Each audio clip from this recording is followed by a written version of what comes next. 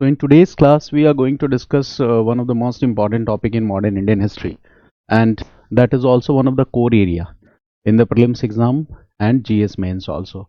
And this entire chapter will be helpful for you, okay, in writing some of the essays, okay, basically historical background of the essays. So this topic is important from this perspective also, okay. So again, we are going to discuss this topic in very detail. Okay. So the topic is socio-religious reform movements in India. This is the topic that we are going to discuss. Socio-religious reform movements in India. And here we are going to discuss these movements. Okay, and these movements are 19th century and 20th century movement. Okay, 19th century and 20th century movements. These are socio-religious reform movements. Now first we need to discuss some basic concepts which will be helpful in understanding this entire chapter. So first we are going to start with some basic concepts which are needed to, okay, understand this topic in a holistic manner. Okay, basics. So in the basics, first look at this century. This is what? 19th century. Okay, basically father of modern Indian Renaissance was Raja Ram Mohan Roy. You all know about him. Okay, he was from Bengal, and Bengal was the center for these socio-religious reform movements in 19th 20th century. ठीक है, बंगाल एक तरह से epicentre था. It was like epicentre, okay, for everything. Nationalism के लिए भी था, रिवोल्ट्स रिबेलियंस के लिए भी था, and establishment of British rule in India also started from Bengal. So in that sense, there is a great importance of Bengal, which we have already discussed. Now look at one thing here, that British rule in India, British rule in India in the form of company rule or EIC rule is established in which year? According to many historians, this is 1757. And which century is this? This is mid of 18th century. This is what? Mid of 18th century. Okay. Before we enter into any topic, we need to understand each and every basic things in details. This is mid of 18th century. And here the socio-religious reform movements we are going to learn in which century? 19th century and 20th century. Here, so the first reform movement started from Bengal region, and the pioneer of these reform movements was Raja Ram Mohan Roy. And the most important organization that was led by Raja Ram Mohan Roy, that I will discuss later in detail, was Brahma Samaj. Okay, Brahma Sabha, later it was renamed as Brahma Samaj. And what is the year of that organization? 1828. ध्यान से समझना, Brahma Sabha or Brahma Samaj, year of foundation is what? 1828. Which century is this? 19th century. 19th century है ना, first half of 19th century. This is what? First half of 19th century. This is first half of 19th century. So this Brahma Samaj was one of the pioneer organization, and Raja Ram Mohan Roy is considered as the first modern man or the father of Indian Renaissance. I will discuss all these concepts. First, we are going to link some dates here. Raja Ram Mohan Roy was considered as the first modern man and the father of Indian Renaissance. Now look at this year, 1828. Which century is this? 19th century. And this is the first half of 19th century. And this year is considered as the year of beginning of socio-religious reform movements in India. Got it? That's why we are calling the reforms as the reforms in 19th century, the reforms in 20th century. This is the reason. Okay, 1828 is 19th century, and this is what? This is the year of beginning of socio-religious reform movements in India. This is the year of beginning of socio-religious reform movements in India. Clear? This is 19th century. ये 19th century है. And that's why in the books, in NCERT books and the other books, you will find this chapter name like this: socio-religious reform movement in 19th century. तो आप समझ गए why they are talking about 19th century. And is it the first set of socio-religious reform movements in India? The answer is no. Before this also, there were attempts to reform the society, to reform the religion. जैसा मैंने पहले के class में बताया that in ancient India, Buddhism and Jainism was also a kind of socio-religious reform movement. In medieval India, Bhakti movement and Sufi movement was also a kind of socio-religious reform movement. And in modern India, we are going to discuss this socio-religious reform movement. So this is the third set of socio-religious reform movements in India that we generally study in our modern Indian history. Okay, so this is what third set. This is the third set of socio-religious reform movements in India. This was not new. Clear? First set we can see in ancient India in the form of rise of new religions, okay, in the form of Buddhism and Jainism. पहला set ancient India में, right, in the form of rise of new religions, Buddhism and Jainism. That was also a kind of socio-religious reform movement. वो पहला set है.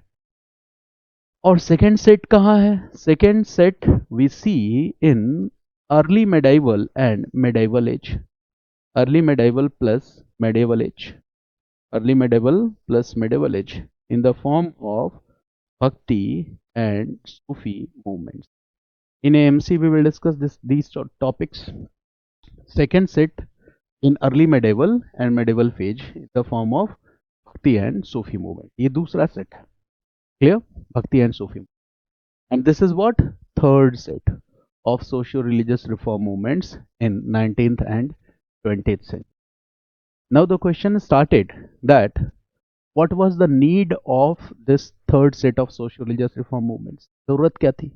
In 19th century, what was the need? Okay, so we are first learning the basic concepts here. So what was the need? What was the need of these socio-religious reform movements in 19th century? आखिर ज़रूरत क्या थी? What was the need? Clear? तो देखो, what was the need? And you can again link the concept here with 1757. 1757, what happened? EIC rule was established in. Clear?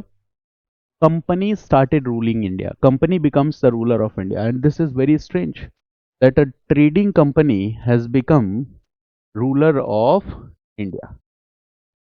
Is not it very strange? Yes, this is very strange. A trading company has become ruler of India, and trading company is doing what? Trading company is formulating economic policies for India. Trading company is formulating what? Economic policies for India. The same trading company is also, okay, making administration legislations for India. Drafting administrative legislations for India. They are bringing administrative legislations of India. Okay. The same trading company is doing what? Okay. So the same trading company was also promoting education. Which kind of education they were promoting, we will discuss later. Right? This is the same trading company which is formulating administrative policies, economic policies. The same trading company, okay, is developing judicial system of India. The same trading company is developing military system of administration. The same trading company is developing civil administration in India. All this task is done by a trading company. All this task is done by a trading company. And the trading company has also established its monopoly over the entire trade and commerce of India. It has also established its monopoly. So this trading company has also established its monopoly. This trading company has also established its monopoly. Trading company ने अपनी monopoly भी establish कर ली. The company had also established its monopoly over trade and commerce of India. Okay, it means under the administration and rule of this trading company, India is gradually being subjugated under indirect British rule, यानी हम धीरे धीरे गुलाम हो रहे हैं जिस बात का पता हमें नहीं चल रहा है. We are gradually being subjugated, we are losing our political freedom gradually, right. So under this rule of company, what was happening, read this, that the Indians were losing their political freedom. Indians were losing their political freedom and they were completely ignorant of this. They were completely ignorant of this. Indians were losing their political freedom. इस topic को exam के perspective से भी अलग हटके सोचना है, ठीक है ना, तो आप ज्यादा बेटर कर पाओगे. We Indians were losing our political freedom and we are completely ignorant of it. And the second important thing, a handful of merchants, EIC officials, मुट्ठी भर लोग, they came, they established political dominance and control over India. They were using economic resources of India. They were taking help of Indian people in the expansion of British rule in India. They were using our economic resources. A handful of British people. How they were capable to do this? कैसे कर पाए वो, क्यों कर पाए वो, मुट्ठी भर अंग्रेज क्यों हिंदुस्तान पे कब्जा कर पाए? Because we Indians were ignorant about our rights. We Indians were not aware of this fact that we are a nation. हम एक नेशन है, इस बात की समझ हमें नहीं थी. बंगाल के लोग बंगाल को ही अपना नेशन समझते थे, मद्रास के लोग मद्रास को अपना नेशन समझते.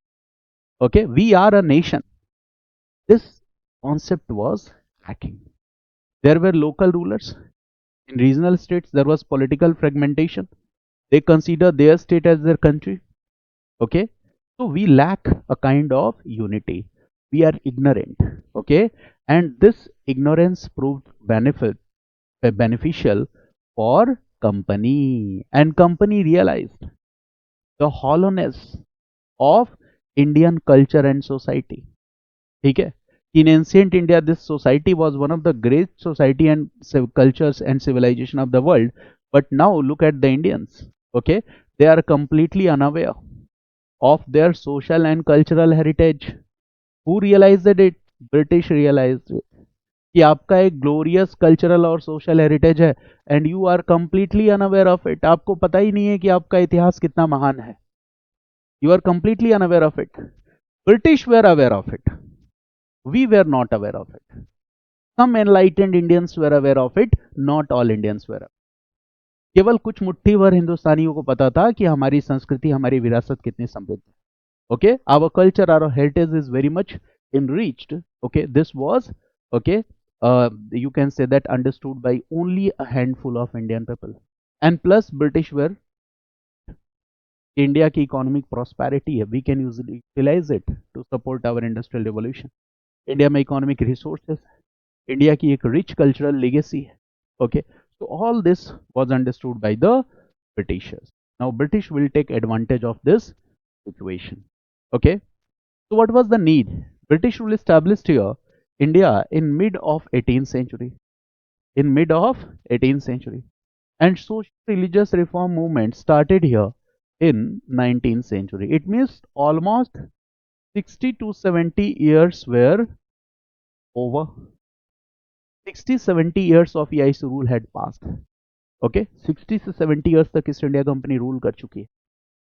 Now those enlightened Indians, वो मुट्ठी भर हिंदुस्तानी जिनको ये समझ थी कि हमारी विरासत, हमारी संस्कृति कितनी समृद्ध है, those handful of Indians who were having this understanding that our heritage and our culture is one of the great culture, one of the great civilizations of the world, they will come forward to enlighten Indian people.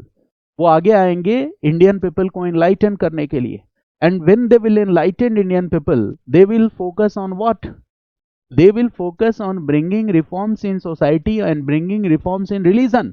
उनका focus कहाँ होगा? Reforms in society and reforms in religion. Why reforms in society and reforms in religion? Because once you will bring reforms in society, you will get social freedom. Once you will bring reforms in religion, you will get religious freedom. And without getting social freedom, without getting religious freedom, political freedom was meaningless. Political freedom तो आपको मिल ही नहीं सकता था जब तक कि आप social freedom और religious freedom के कॉन्सेप्ट को ना समझे. जब तक आप एनलाइटन ना हो, उस फ्रीडम का मतलब क्या रह जाएगा? What is the meaning of that political freedom until unless you are not enlightened? So that was the need of the time to bring socio-religious reform movements in India. So do you understand the concept that 50 to 60 years of colonial rule have passed? Now some enlightened Indians who were aware of this fact that India is a country having a rich legacy of culture and all this, so they will launch a movement. And what is this movement intended for?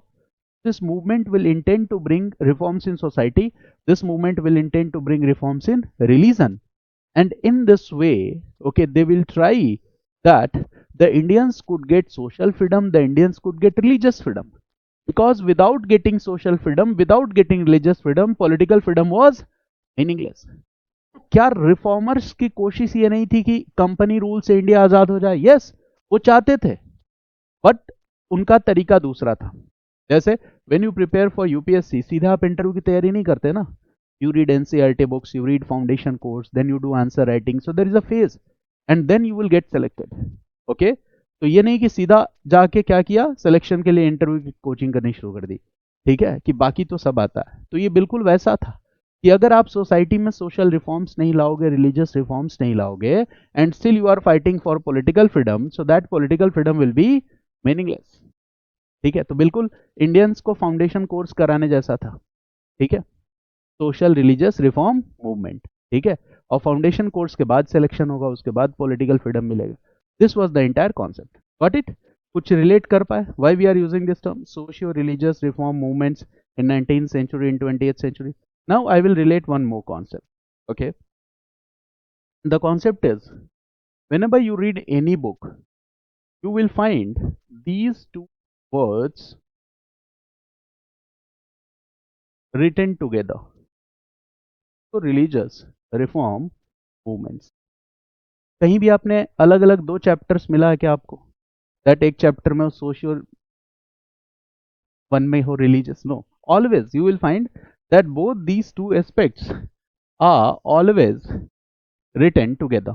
Okay, cannot separate, you cannot separate these two. These two are closely interlinked with each other. These two are closely interlinked with each other. ठीक है, देखो जहां भी बहुत thought provoking topics होंगे, I will not use PPTs. ठीक है ना? Because the main idea is to understand the concept, to understand the debate, to understand the ideas. अगर मैं यहाँ पे PPT यूज करने लगूंगा तो फिर आप वही हो जाओगे, लकीर के फकीर. ठीक है ना? तो here deliberately I am not using PPT. कुछ लोगों ने रूमर फैला दिया कि ये आउटडेटेड टीचर है क्योंकि PPT यूज नहीं करता. ठीक है, तो उनको पता ही नहीं है.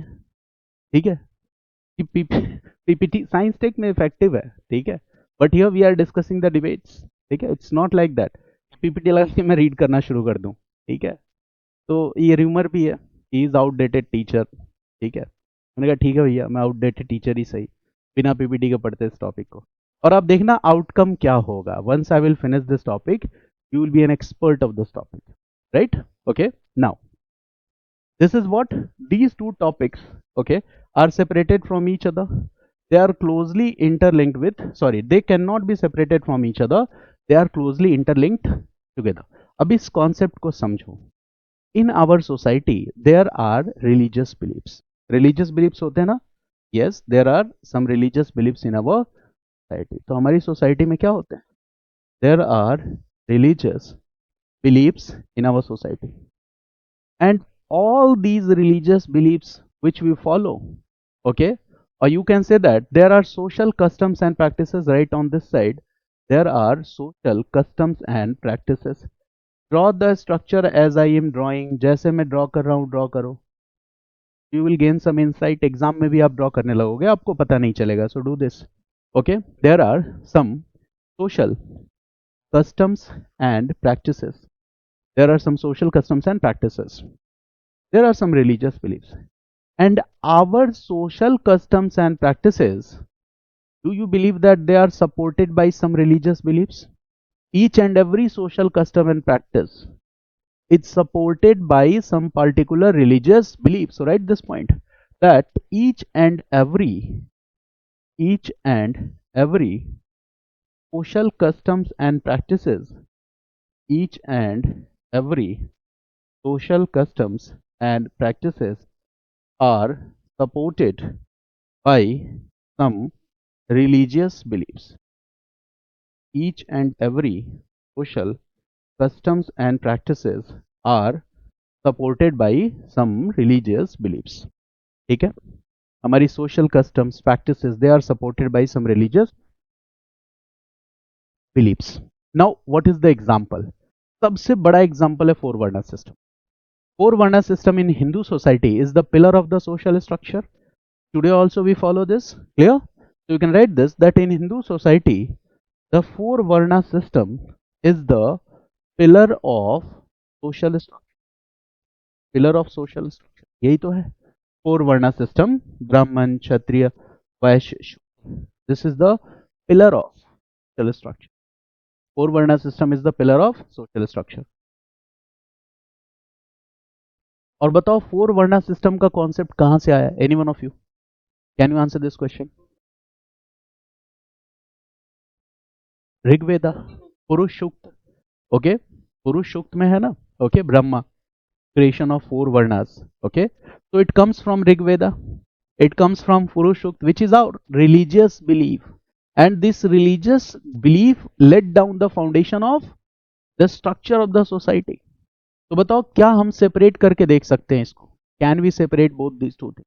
No, never. We cannot separate it. Okay, so you can write here that yes, please.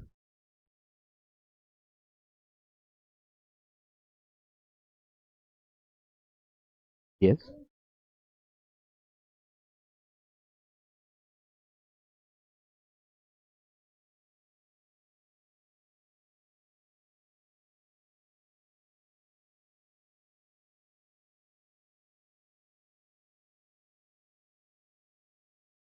देखो, that part I am going to discuss here, that in society, okay, original teachings of the Vedas, plus there is the second part, that is misinterpretations of these Vedas. Okay, so the social evils and the religious evils which became a part of our society, it is all due to misinterpretations of the Vedas. वेदों को हमने क्या किया? Misinterpret किया. ये वैसे नहीं था. For example four varna system, okay, in its initial form it was a profession based system. ठीक है, मतलब anyone who is teaching is Brahman. Okay, anyone who is fighting to secure the life of the people, fighting to protect the territory, is Kshatriya. Okay, it was not compulsory that Brahmin born child will be Brahmin. ऐसा कुछ नहीं था, but later these rigidities became part of it. और वो rigidities बढ़ती जाएंगी. शूद्रास के अंदर भी there will be many castes which will be outcast. मतलब एक तो शूद्रास अनटचेबल, और शूद्रास भी अपने अंदर कुछ ऐसे ग्रुप्स हैं जिनको वो भी अनटचेबल समझेंगे. मेरी बात समझ गया ना? इस तरह की चीजें आती हैं. Okay, so it all develops with time, but the topic here is that, so Brahman, Kshatriya, Vaishya and Shudra, this social structure we still follow. Okay, now in this structure, what is it is supported by what? A particular religious belief. So that what I am saying, that our social customs and practices are supported by religious belief. दोनों को अलग करके हम कैसे देख सकते हैं? Got it? Okay, नहीं देख सकते. बट यहाँ पे रिलीजियस बिलीफ्स का मिस इंटरप्रिटेशन भी तो हो सकता है. मिस इंटरप्रिटेशन भी हो सकता है. Okay, and how this misinterpretation can be, there is another example of this. Misinterpretation कैसे हो सकता है? तो जो अभी बात आकाश ने कही, that is related to what? Misinterpretation. Okay, four varnas का जो ये हायरकियल स्ट्रक्चर है, that Brahmin will be at the top and Shudras will be at the bottom, this is misinterpretation. ये कहीं नहीं लिखा है. कि Brahmins will be at the top and Shudras will be at the bottom. Teachers are always respected in the society. और यहाँ पे teacher कोई भी हो सकता है, मेरी बात समझ गया ना? Teachers are always respected in the society, और यहाँ टीचर कोई भी हो सकता है. इट वॉज नॉट ओनली ब्राह्मण. तो ये तो हायरार्किकल स्ट्रक्चर था ही नहीं. This form of rigid hierarchy was not there. वैसी रिजिड हायरार्की थी ही नहीं. मेरी बात समझ गया ना? तो ये मुद्दा था. बट ये कैसे आया? मिस इंटरप्रिटेशन से आया. इट मीन्स इस सोशल स्ट्रक्चर में gradually what happened, social evils became a part of this social structure. For example, इसको लोगों ने किससे कनेक्ट कर दिया? अनटचेबिलिटी से. इसको लोगों ने किससे कनेक्ट कर दिया? कास्ट रिजिडिटीज से जोड़ के रख दिया. ठीक है, अनटचेबिलिटी से रिलेट किया, कास्ट रिजिडिटीज से रिलेट किया. तो ये क्या है? ये मिस इंटरप्रिटेशन पार्ट है. धीरे धीरे क्या किया? सबऑर्डिनेशन ऑफ वुमेन को इंश्योर कर दिया गया. Initial phase main women both were treated equally. So gradually what happened? Subordination of women ये हो गया. And this subordination of women was done, okay, and it was as a result of misinterpretation. ठीक है, मिसइंटरप्रिटेशन ही तो है. जहां पे concept ये कि गॉड को तुम कह रहे हो अर्ध नारीश्वर, ठीक है, मतलब हाफ मेल हाफ फीमेल, उसको आप गॉड का दर्जा दे रहे हो. उसी सोसाइटी में आप फीमेल को क्या कर रहे हो? डिस्क्रिमिनेट कर रहे हो. मेरी बात समझ गया ना? This is the same India where it is said that यट नारेस्तु पूजन्ते रमन्ते तत्र देवता. जहां नारियों की पूजा होती है वहां देवता रहते हैं. और ये वही इंडियन सोसाइटी है जहां पे क्या हुआ आगे चल के? Subordination of women. Got it? जैसे क्या हुआ? For example custom of sati. Custom of sati ने क्या किया? Custom of sati means the widow, if the husband is died, the widow will be burned along with his husband on the pyre of her husband. ठीक है, पति की चिता पे रख के उसको जलाया जाएगा. और इसका पूरा का पूरा डिस्क्रिप्शन कभी बताऊंगा किसी शॉर्ट वीडियो में. बड़ा खतरनाक है, सुन के दहल जाओगे कि कैसा ये होता था. It was very inhumane, but women were mentally prepared for this. इसके लिए उनको मेंटली तैयार कर दिया गया था. They themselves opted to become sati. वो खुद ही जिद करती थी कि नहीं, मुझे जाना है मेरे पति देव के साथ, मुझे सती बनना है. Okay, they themselves were willing to perform the act of sati. And why they were doing this? Why they were demanding? Because there is a reason. Because in society the condition of the widow, okay, was very miserable. If husband died, so widows had to face a difficult life. It was, you can say that, a kind of miserable condition, miserable situation they had to face. फिल्मों में देखा भी होगा आपने, water movie और इस तरह की तमाम फिल्में हैं जहां you can see the condition of the widows. And the second option is what? If they opt to become sati, they will be treated as god. अगर वो सती हो जाएंगी तो उनको हम कैसे ट्रीट करेंगे? They will be treated like goddess. So if they choose to leave, they will have to live a very miserable, very pitiable life. And if they choose to die, they will be treated as goddess. So what will be the ultimate choice of the women? To die, because they will be treated with respect. ठीक है, घुटकर जीने से बेहतर है सम्मान की मौत मरना. Okay, so they were mentally prepared for that. So this all is what? Misinterpretation. ये सब कुछ क्या है? Miss interpretation. अच्छा, अंग्रेजों से लड़ना है हमें, ठीक है. गांधी ने क्या किया? Women participated in large numbers in Gandhian movement. Mass movement में एक बड़ा हिस्सा किसका था? वुमेन का.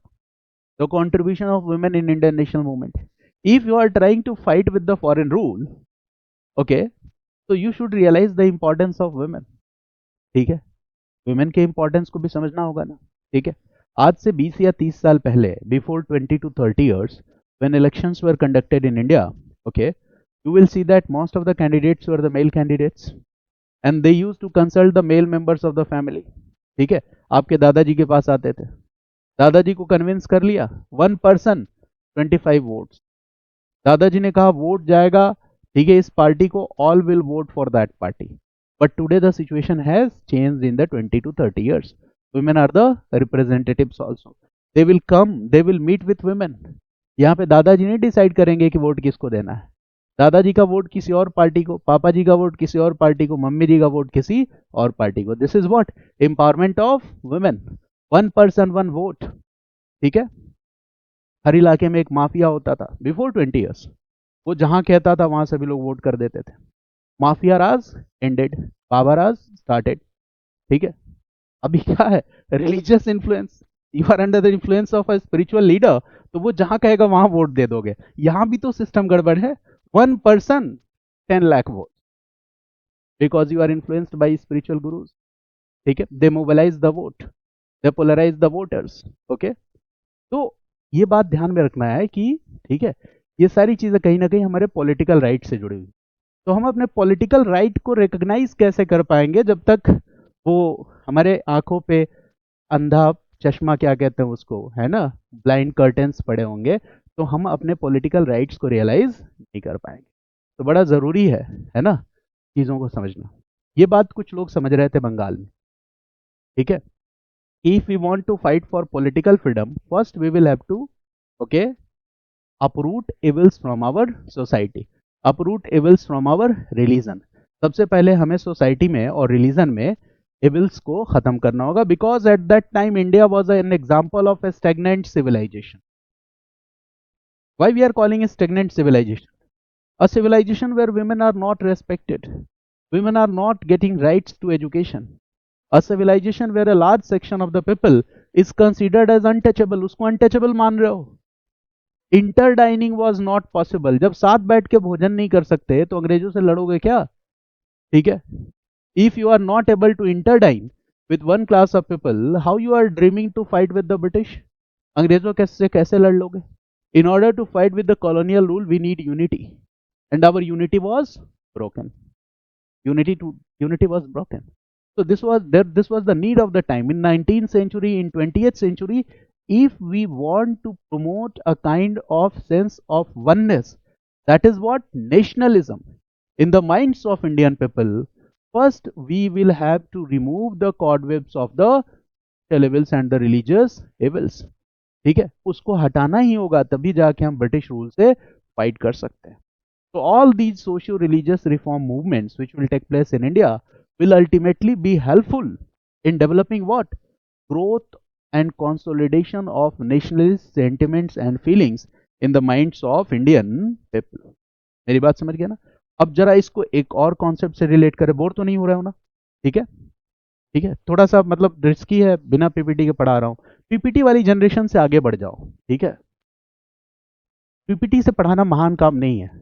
अगर मैं आपको पीपीटी पढ़ा दूं तो आप में से बहुत सारे बच्चे ऐसे हैं जो अभी पीपीटी पढ़ोगे जाके क्लास पढ़ा दोगे। ठीक है,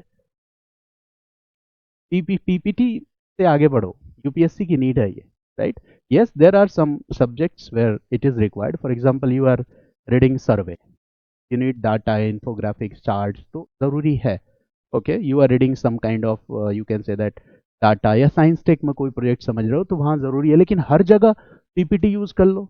ठीक है, मैं कहूँ अपना इंट्रोडक्शन दो, पीपीटी पे इंट्रोडक्शन देने लगो। अपने पापा के बारे में बताओ, पीपीटी पे बता रहे हो, और गलती से कंप्यूटर खराब हो गया, फिर आज क्लास नहीं होगी, आज पापा के बारे में नहीं बता पाएंगे, तो ये नहीं करना है। ठीक है ना? Now we are coming to the second part, and that is, देखो, we are again relating two concepts together. One is what? Okay, global context and India. One is what? Global context, and the second is Indian context. Global context and Indian context. We are going to link these two topics together, global context and Indian context. Now, global context क्या है? देखो क्या है, in world history, those who have studied world history, you might be aware of this fact, आपको पता होगा that 14th century to 17th century, this was the period of Renaissance। You all know this, जिन्होंने भी world history पढ़ा है, they all know this, this is the period of Renaissance here। Then 17th century, 18th century, 17th century, 18th century, this was the period of age of enlightenment। Draw this structure, 14th 17th century, this is the period of Renaissance, and 17th 18th century was the period of age of enlightenment। Clear? Now There were progressive revolutions in Europe also. There were progressive revolutions in Europe also. Progressive revolutions in Europe. For example, if I write here American War of Independence. American War of Independence. Okay. This is the time period. ठीक है. American War of Independence. यही time period है ना, 1772 to 1785. ये कौन सी century है? 18th century. And America was the colony of Britain. We all know this. America was the colony of Britain. So America was the first country here, okay, that gets free from British colonialism. British colonialism से आजाद होने वाला पहला country क्या है? That is America. Clear? वो country है America. Right now this is 18th century. ध्यान से देखना है. In the same way other progressive revolutions. एक हम क्या लिख सकते हैं? French revolution. What is the year? 1789. R1. We are talking about R1. Those who have studied world history, they may understand this fact very easily. Okay, 1789, French Revolution. Which century is this? This is 18th century. This is 18th century. If we talk about R2, ये कब है? 1830 में. R3 ये कब है? 1848 में. Right? Then 19th century में if will come, in this 19th century, so we see these two topics, unification of Germany and Italy. What is the year? 1870-71. This is what? 19th century. This is what? 19th century. 19th century. Clear? And here Renaissance is what? Okay, Renaissance will promote what? Use of reason. Renaissance will promote what? Scientific temperament. Scientific temperament. Renaissance will encourage individuals to become polymath. In world history I have already discussed this topic. Polymath क्या होता है? India में Rabindranath Tagore was a polymath. Was he a polymath? वो Leonardo da Vinci से कम थोड़ी ना थे Rabindranath Tagore. He was a polymath. ठीक है? So this concept I have already discussed in world history. Okay. Now in age of enlightenment what was happening? The progressive ideas like democracy. यहाँ क्या promote हो रहा है? The progressive ideas like democracy. The progressive ideas like individual rights. Clear? You can say that nationalist outlook. Nationalist outlook. इसी nationalist outlook का तो reflection है French Revolution. The reflection is American War of Independence. The reflection is unification of Germany and Italy. This all is the reflection of that nationalist outlook. यही हो रहा है ना? Okay. All this is happening in Europe. Okay. The people are recognizing the importance of what? और Europe में क्या हो चुका है? Religion plus state. लोगों ने इस कॉन्सेप्ट को रिजेक्ट कर दिया. Now they have adopted the concept of nation plus state. Nation state. This is one of the most important outcome. That in this phase what happened? Okay, in European countries people realized that religion plus a state. Religion here, church is the symbol of this religion. This is not good. Okay, religion plus state. The cocktail of these two things is not good. Religion plus state. इसका cocktail अच्छा नहीं है. क्या होना चाहिए? It should be what? Nation plus state. Nation plus state. The people are realizing the importance of nation plus state. अच्छा, nation कब आएगा बताओ? Sense of oneness. When you will realize that if we are sharing same cultural heritage, okay, so we are one. We should come together. We should fight for our larger political identity. We should fight for our larger diplomatic identity. तभी तो nation आएगा जब आपको realize होगा कि we are one. Clear? So here nation simply means realization of this fact, that realization of this, you can say that, okay, element of oneness. That if you are sharing common cultural beliefs and practices, if you are sharing common cultural beliefs and practices. Okay, you are one. Languages, you are one. ठीक है, ये sense आना, language culture we are one. India के case में क्या था, that we were speaking different languages but sharing the same cultural beliefs and practices. मेरी बात समझ गया ना? ओके, जो हमारी कल्चरल हेरिटेज थी that was same for us all, same for all. Clear? We are speaking different languages. Okay, our dressing sense is different, our festivals are different. Okay, our dialects differ, but we all are what? Indians. ठीक है, हम सब क्या है? Indians है. We all share this common cultural element that we all are the Indians. जो word Hindu कहा गया, बेसिकली सिंधु से वर्ड बना Hindu. Okay, so Hindu does not mean that we are talking about any religious group. When we say Hindus or when we say Hindustan, it means that we are talking about all those groups which share the common cultural heritage. That is Hindu. Hindu is a broader terminology. ठीक है, हम बहुत हल्के रूप में हिंदू को लेते हैं. Hindu is a broader, greater meaning than what we understand. Hindu does not mean only a religious group. Hindu means all those groups which believe that we are one, we are part of this one nation, we share the same common cultural beliefs and practices. Hindu हूं, अगर आप कहते हो मैं हिंदू हूं, इसका मतलब you believe that we are a nation. This is the real meaning of Hindu. Got it? Okay, this is the broader meaning of Hindu. Now what is happening here?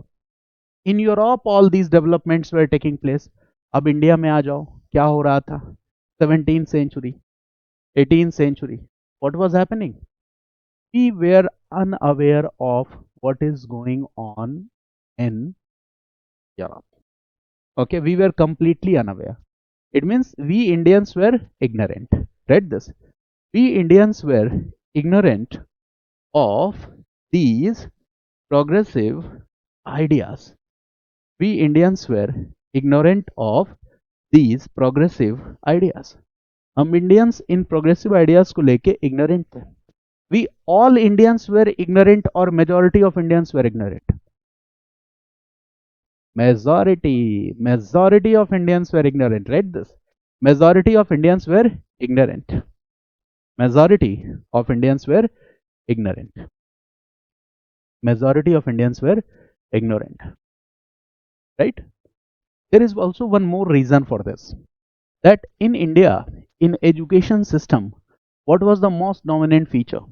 Science or religion? In 17th, 18th century, religion. It means that we have developed an education system that was largely based on religion. जिसमें religion का dominance ज़्यादा है, religion ज़्यादा है, philosophy ज़्यादा है. Science was also there, but that was dominating. So read this. Okay, in education system also, religion was one of the most dominating feature. In education system, religion was one of the most dominating feature. In education system, religion was most dominating feature. If you will not allow Shudras to enter to schools and colleges, if Brahmin teachers will discriminate with Shudras, clear? If Shudra students will not be given equal right to the other students in the schools and colleges, do you think that this is a system that should be called a egalitarian based system? No, it's a discrimination based system. Ambedkar has written about his plight, the plight of a child, the kind of discrimination that a child is facing in his school. He has written. Clear? So Ambedkar was empathetic for the untouchables, and Gandhi writes that I cannot feel that level of sympathy that Ambedkar had. क्योंकि अंबेडकर जो है वो उस सच को कह रहे हैं जो उन्होंने खुद भोगा है. Ambedkar is sharing those experiences, those bitter experiences which he himself has faced. Gandhi said that, okay, I am sympathetic to the untouchable class and the Harijan class, लेकिन मैं उतना महान कभी नहीं हो सकता जितने की अंबेडकर है. मैं दलितों की पीड़ा को समझ सकता हूं, लेकिन अपने स्वयं के अनुभवों के आधार पर नहीं. ठीक है, दूसरों की कही गई बातों के अनुभव के आधार पर देखकर. तो खुद से फील करना और दूसरे की स्थिति को देख के फील करना, दोनों में क्या होता है, बहुत बड़ा फर्क होता है. This is the difference between sympathy and empathy. Sympathy क्या है, किसी को चोट लग गई या किसी के पास पैसे नहीं है, आपने कहा यार बहुत गरीबी में हो, बहुत दया आ रही है तुम पे, और किसी के पास पैसे नहीं है और आपने क्या किया, आपके पास सरप्लस है, आपने उसको दिया, आपने उसकी हेल्प की, उसकी जगह खुद को रख के देखा. That is what empathy. तो बहुत बड़ा फर्क होता है, right. And Indian society was facing a lot of challenges. We Indians, okay, were just you can say that in society there were so many evils, in religion there were so many evils, and we were not familiar with the progressive ideals that were going on in Europe. Okay, in society religion was dominating. Society में religion dominate कर रहा था. Everywhere religion was one of the most dominant factor. There was the dominance of the priestly class. Okay, and this is what a discrimination based system.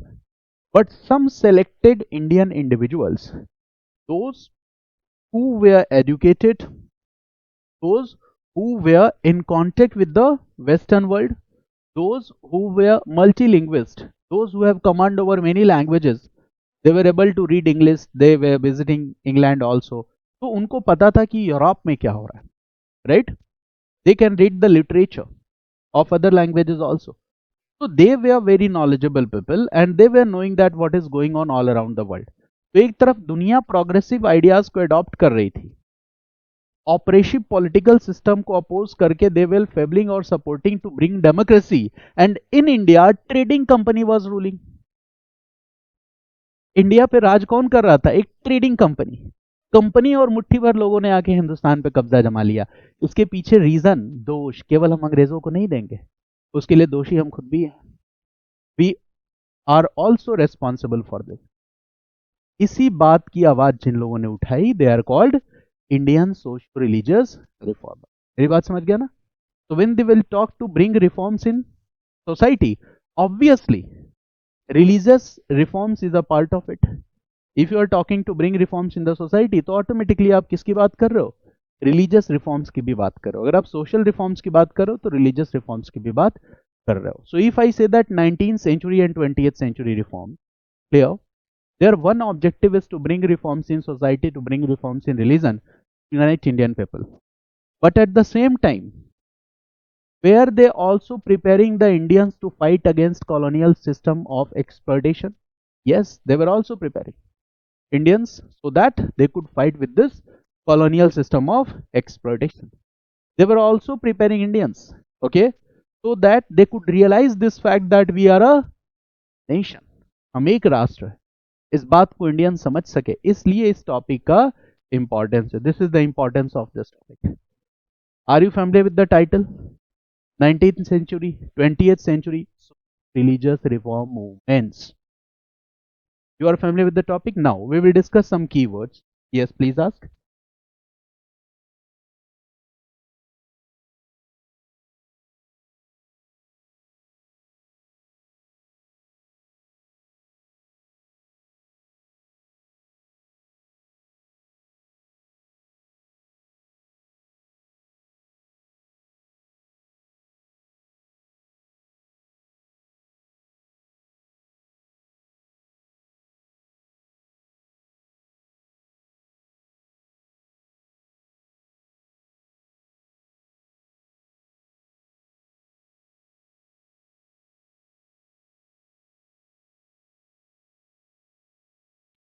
Actually, when we say that, the means जहाँ तक मैं समझ पा रहा हूँ, you want to say that Indians were mentally and psychologically prepared to accept the dominance of one class. Clear?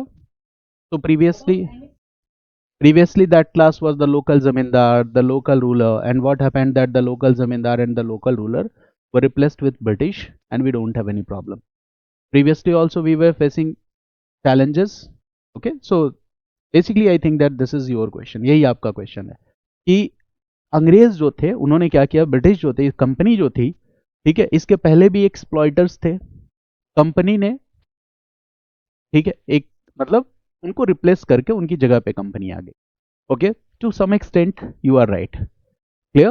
Because at that time, okay, progressive rights, individual freedoms, these concepts were not there, and in India the political system was what, monarchical system. It was a medieval political structure.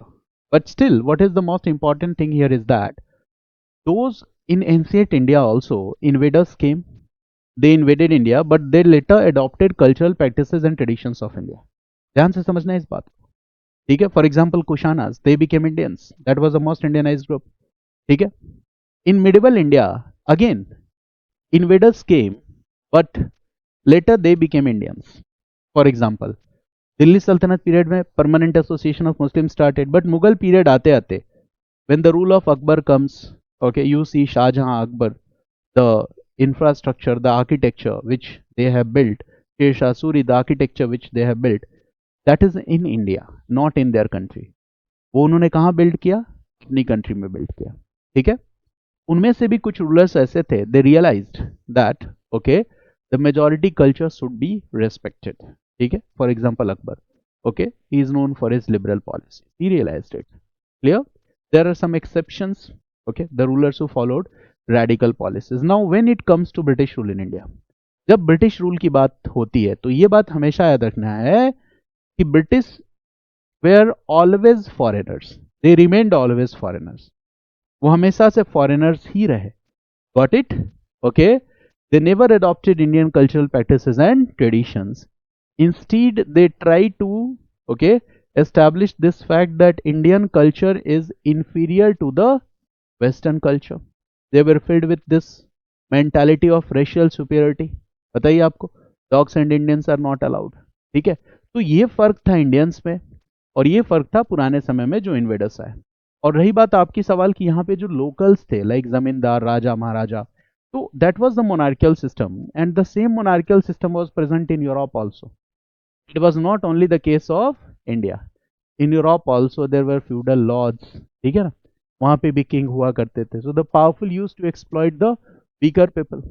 Okay, and religion, in the eyes of Marx, religion क्या कर रहा था? Religion इस पूरे के पूरे structure को क्या कर रहा था? सपोर्ट कर रहा था. मेरी बात समझ गया ना? ठीक है.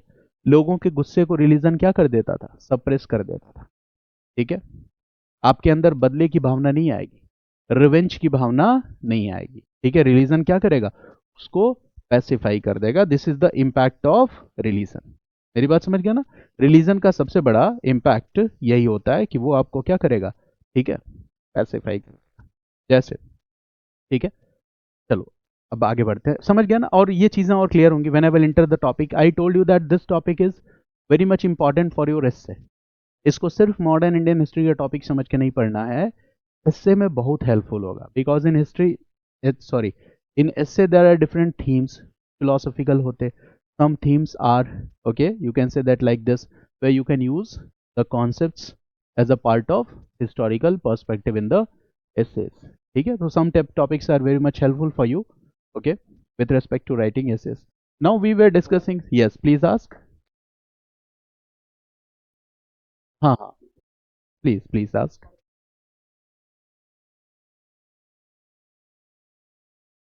देखो, पहले तो मैंने कहा कि पैट्रियोटिज्म, और दूसरा वर्ड आपने पूछा नेशनलिज्म. ठीक है. वर्ल्ड हिस्ट्री की क्लास में आप थे, मैंने बताया था कि नेशनलिज्म की डेफिनेशन बदलती है अलग अलग एजेस में. ठीक है. In space and time the definition of nationalism will change. In world history class I have discussed it in detail कि अलग अलग फेजेस में नेशनलिज्म की डिबेट बदलती है. फॉर एग्जाम्पल, पैट्रियटिज्म, ठीक है, and nationalism, obviously there is a relation between this patriotism और nationalism. For example, when you read French revolution, जब आप फ्रेंच रिवॉल्यूशन पढ़ते हो तो देयर आर जैकोबिन्स. ठीक है. और जैकोबिन्स ने पैट्रियटिज्म और नेशनलिज्म दोनों को क्या कर दिया? एक साथ जोड़ा. मेरी बात समझ गया ना? दोनों ने एक साथ जोड़ा, और दोनों को एक साथ जोड़ने के बाद अपने आइडियाज को क्या बना दिया? Their ideas became more radical. Got it? For example, okay, nationalism, it means the belief that we all are one. यही है nationalism. The sense of oneness, the culture of tolerance, unity in diversity. There are different religions, different cultural practices, traditions, language. And if I believe that, okay, I respect my religion, I respect my language, but at the same time, I respect your language, your culture, and your religion also. यही क्या है? Nationalism.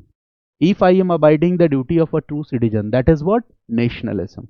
if for earning my livelihood, okay, if I am not involved in some anti-social activities, if I am teaching some students, this is what? Nationalism. If I am promoting better ideas among my students, this is what? Nationalism. यही है nationalism. और क्या ये patriotism नहीं है? है, patriotism भी है. बट पैट्रियटिज्म के भी कई सारे फॉर्म्स होते हैं. एक पैट्रियटिज्म का फॉर्म ये होता है that using nationalistic sentiments, clear, using nationalist sentiments, okay, to promote this idea that we are more, which group is more patriotic, which more group is less patriotic. मेरी बात समझ गया ना? कुछ पैरामीटर्स डिजाइन किए जाते हैं, उन पैरामीटर्स को, कुछ फैक्ट्स उसमें होते हैं, प्लस एक बड़ा अमाउंट फिक्शन का भी होता है, फैक्ट्स प्लस फिक्शन.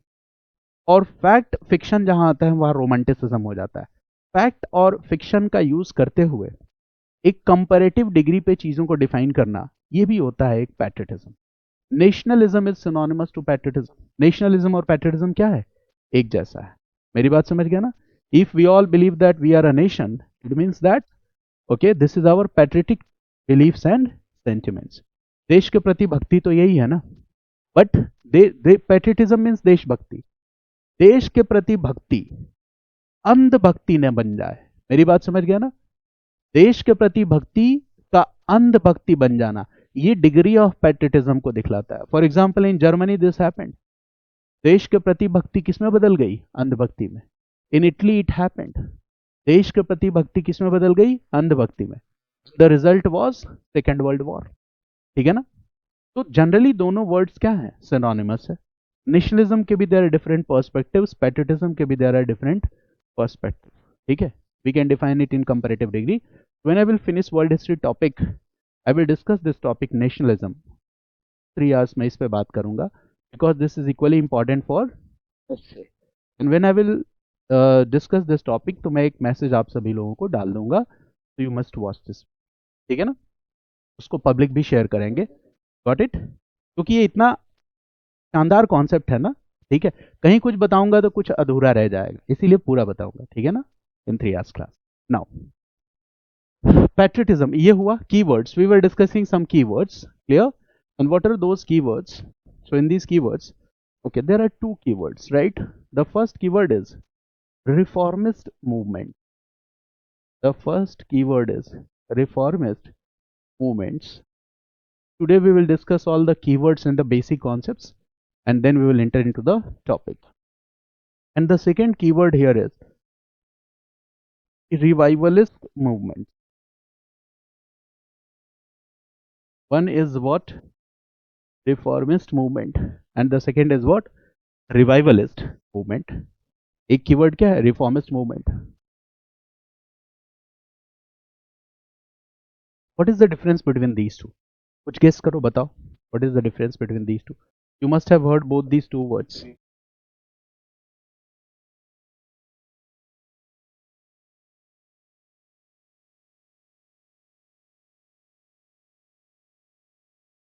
Yes.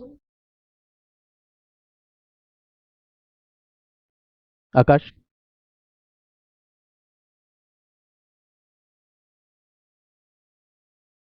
हम्म. हम्म.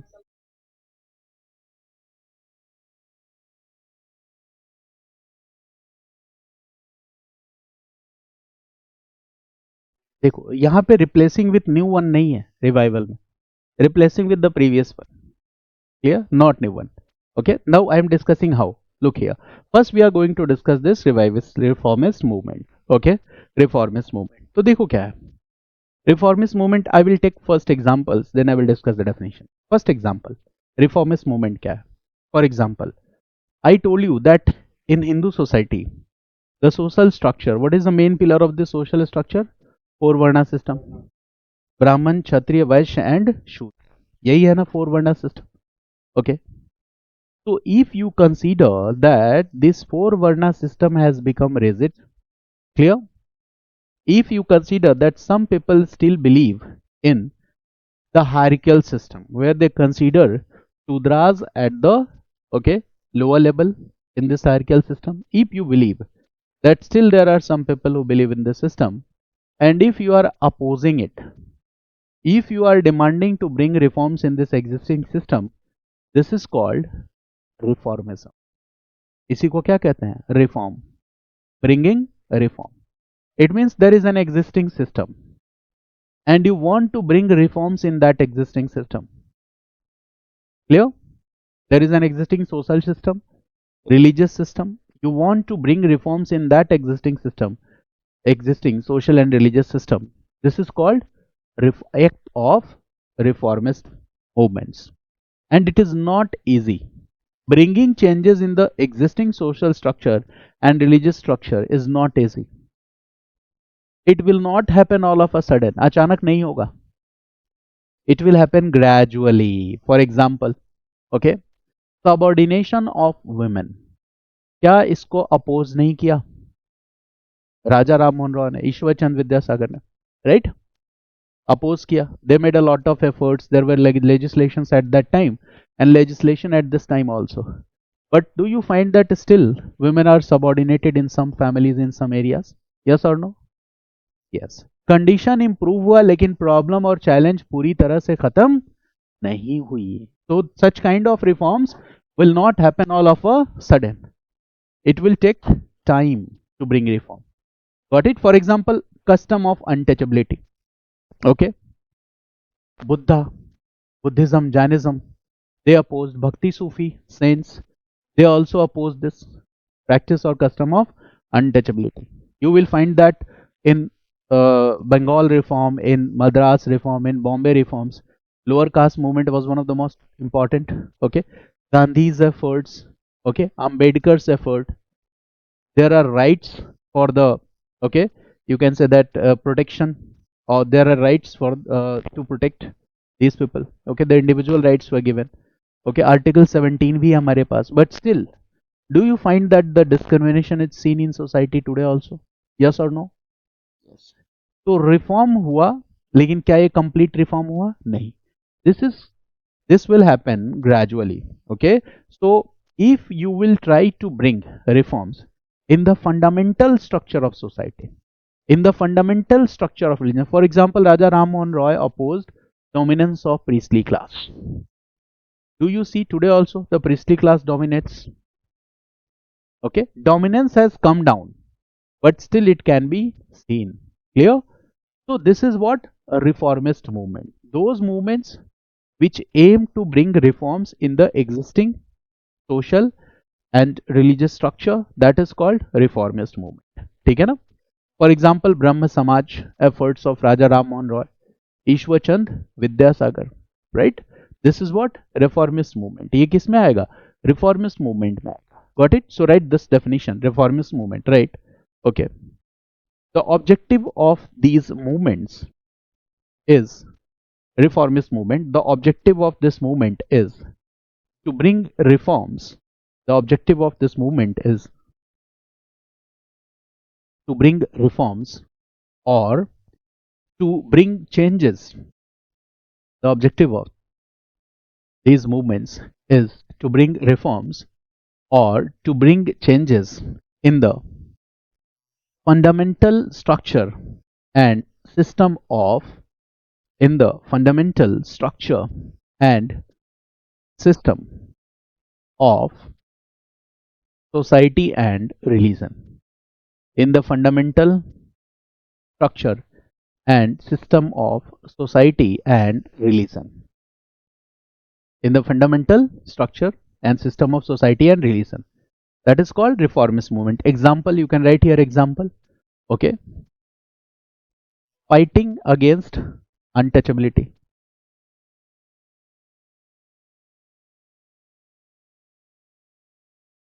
क्या ये रिफॉर्मिस्ट मूवमेंट का एजेंडा हो सकता है? अनटचेबिलिटी के खिलाफ लड़ना. Right, next point. Okay, fighting to promote widow remarriage, ये भी रिफॉर्मिस्ट मूवमेंट का एजेंडा हो सकता है. Widow remarriage, because that will bring reforms in the condition of women. Right, ये भी रिफॉर्मिस्ट मूवमेंट का एजेंडा हो सकता है. फाइटिंग अगेंस्ट प्रैक्टिस और custom of sati. Fighting against practice and custom of sati. fighting against practice or custom of sati. This will be also an agenda of reformist movement. कितना आसान है? Yes.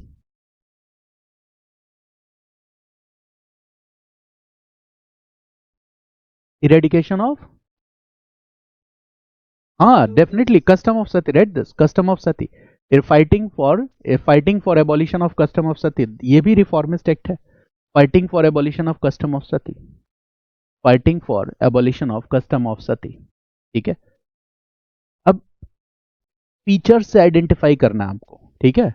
अब जैसे मैं कहूँ fighting against the dominance of priestly class, वो क्या हो जाएगा? Reformist movement. If I say that okay fighting against orthodox practices and rituals in religion, क्या हो जाएगा? Reformist movement.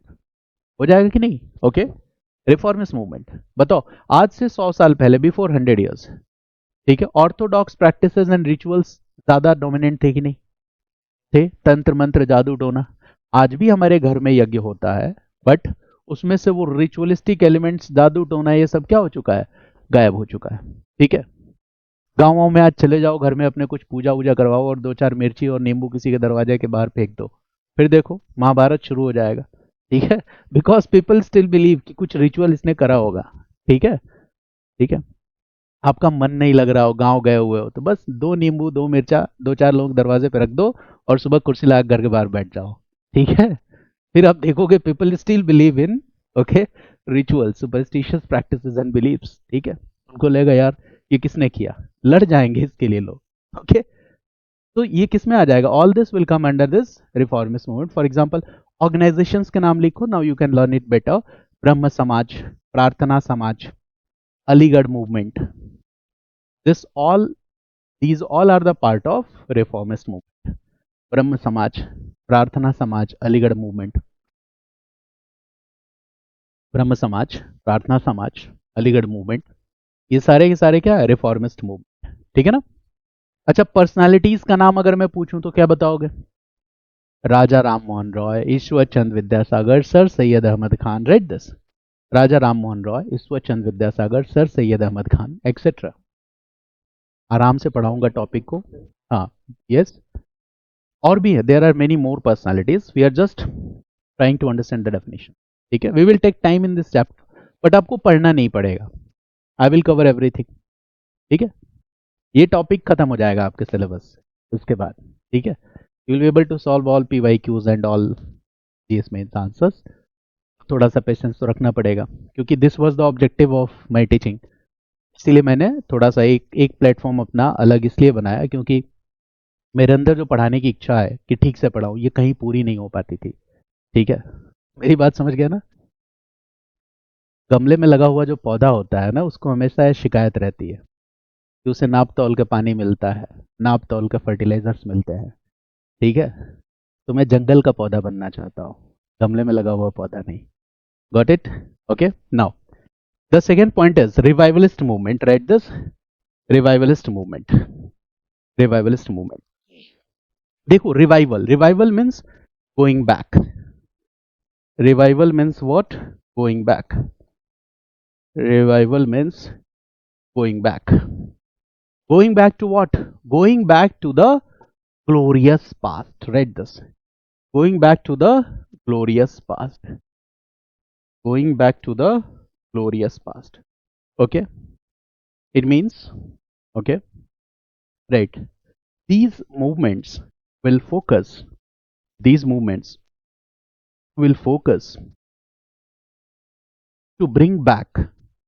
These movements will focus to bring back the glorious past. These movements will focus to bring back the glorious past. And they believe that, and they believe that, and they believe that in our ancient past, and they believe that in our ancient past, in our ancient past, the society, religion, and culture was in its superior form, in its excellent form. In ancient past, the society, the culture, and the religion was in its superior form. In ancient past, the society, culture, और religion was in its, okay, in it's क्या लिखा आपने, excellent form, superior form, but now it has become degenerated or declined, but now it has become degenerated or declined, but now it has become degenerated or declined. It means present society कैसी हो चुकी है, stagnant society, stagnant religion, stagnant civilization. It is in its degenerate form. So read this. Present society is stagnant society, is degenerate, a stagnant society, a stagnant religion, stagnant society, stagnant religion. Okay, it means it is in degenerate form. ये अपने बिगड़े हुए रूप में. It is in its degenerate form. So what is the need of the time? To go back. To go back. So this is the need of the time. To go back. To move back to our glorious past. ठीक है? To move back to our glorious past. जब मैंने chapter शुरू किया था तो एक बात बताई थी कि हिंदुस्तान में मुट्ठी भर इंडियंस थे. There were a few Indians, handful of Indians who believed that we have great achievements in the past. हमारी पास्ट की जो सिविलाइजेशन है, कल्चर है, ये बहुत ग्लोरियस रही है. Clear? And they will enlighten the Indian people. ठीक है कि यार अंग्रेज तुमको कंफ्यूज कर रहा है. अंग्रेज बता रहा है white man burdenship theory, we are on a civilising mission. उनसे पूछो कहाँ निकले हो सिविलाइजिंग मिशन पे, गलत एड्रेस पे आ गए हो. यहाँ सिविलाइज करने की जरूरत नहीं है. यहाँ पहले से इंडस वैली सिविलाइजेशन थी, वैदिक कल्चर था. ठीक है, तो आप गलत कंट्री में आ गए हो. जैसे ही कोई अंग्रेज बोले कि we are on a civilising mission, तो कहना चाहिए भाई गलत एड्रेस पे आ गए हो. ठीक है, यहाँ आने की जरूरत नहीं है. तो ये बात आप तब बोल पाओगे जब आपको अपनी कल्चर का पता होगा. नहीं तो अंग्रेज आपका ब्रेन वॉश कर देगा, क्योंकि यार ये तुम्हारी कंट्री में क्या हो रहा है, विमेन आर बर्न्ड अलाइव. क्या जवाब दोगे फिर? In your country women are not getting right to education. क्या यही आपकी मानता है? Is it your greatness? You are discriminating with your own people. अपने ही भाई लोगों के साथ तुम क्या कर रहे हो, भेदभाव कर रहे हो. You are not doing inter dining. ठीक है, अनटचेबिलिटी जैसी चीजें हैं. तुम काहे का महान हो तुम? There is no any greatness. फिर आप चुप हो जाओगे. इसलिए जरूरत क्या है, कहाँ जाओ, ग्लोरियस पास्ट. जब ग्लोरियस पास्ट में जाओगे तो आप बताओगे कि भैया four varna system was not birth based system, it was profession based system. जवाब दे पाओगे ना? ये Swami Dayanand Saraswati said what, return to Vedas. वेदों की ओर लौटो. तो इशारा कहाँ है उनका, ग्लोरियस पास्ट की तरफ. मेरी बात समझ गया ना? तो that is what, revivalist movement. But इस रिवाइवलिस्ट मूवमेंट में भी इसका एक पॉजिटिव फॉर्म है और एक नेगेटिव है. नेगेटिव क्या है वो बाद में बताऊंगा. Okay, so write this revivalist movement. Write example, Arya Samaj, Ramakrishna Mission. Arya Samaj, Ramakrishna Mission, Arya Samaj, Ramakrishna Mission, Deoband movement etcetera. Deoband movement etcetera. Arya Samaj, Ramakrishna Mission, Deoband movement etcetera. Personality name में क्या लिख सकते हो, Dayanand Saraswati. Most important name, write this, Swami Dayanand Saraswati, Ramakrishna Paramhansa etcetera. अभी आगे मैं डिटेल्स में डिस्कस करूंगा. So first we are learning the terminology. Okay, now got it. Now another concept, another basic concept. Write this, there are three group or set of reformers. Write this, there are three set of reform. There are three set or three group of reformers.